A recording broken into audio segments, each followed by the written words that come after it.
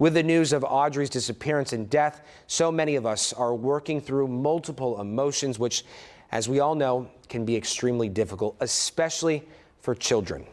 Clinical psychologist Dr. Julie Kaplow, Executive Director of the Trauma and Grief Center with Meadows Mental Health Policy Institute, is here now once again to keep this conversation going.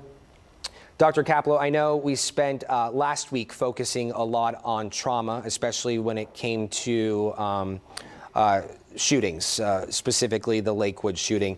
Today we're continuing this conversation, and I want to get to children in just a moment. But first, I think as adults, we need to address trauma and grief and deal with it in a healthy way before we can help children navigate this avenue. Absolutely, Zach. And I think it's actually a really important distinction to make between grief versus trauma. So grief is our response to the death of a loved one, and that can be psychological and behavioral, and that often feels a lot like sadness and sorrow and even feeling sort of the weight of the world on us. Whereas post-traumatic stress is our response to a trauma, and that can feel a lot more like that fight or flight response where we feel terrified or like we need to run or hide. And sometimes those things go on at the very same time, especially when we've had this kind of tragedy where the death has happened and it's under extremely traumatic circumstances. So you're absolutely right that, adults need to be aware of this distinction and also to recognize when they are grieving in ways that are really hurting them or when they're experiencing post-traumatic stress. After defining the differences here, what are signs and symptoms we should be on the lookout for?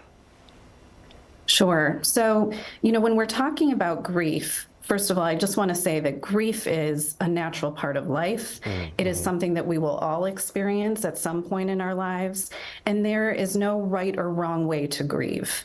And in fact, grief is a natural reflection of the love we have for the person who died.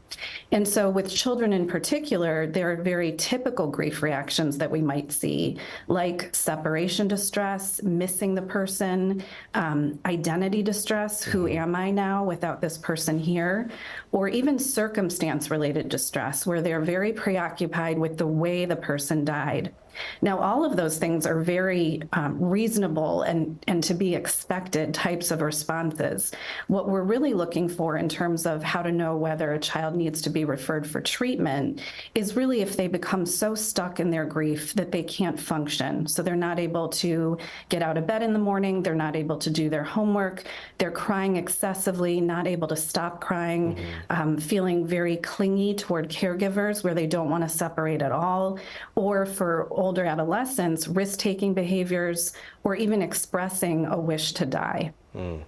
Dr. Kaplow, I so much appreciate you explaining this to us. I think by having these types of conversations, it normalizes, this process and what we can expect, and to remind folks what they're experiencing, what they're dealing with is normal in some instances.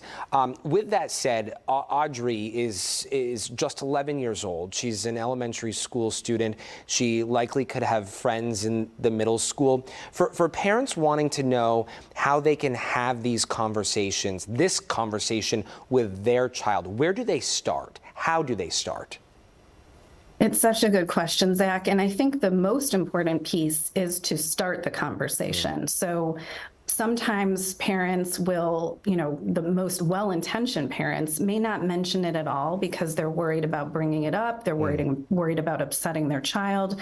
But we know that kids are going to hear about this, and we want to make sure that the parent or caregiver is the one who explains what's happening.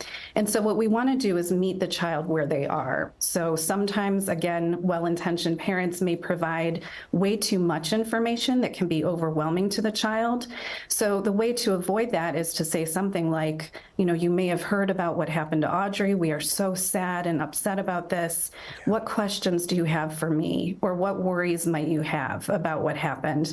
And really allow the child to guide the conversation so that we're not providing an overwhelming amount of information, but we're giving them exactly what they need to know at that time. And to recognize that this doesn't have to be a one and done conversation, that this can, come up repeatedly over time as the child has more questions. Yeah, putting the ball in their court, letting them know that they can come to you and facilitate these types of conversations too.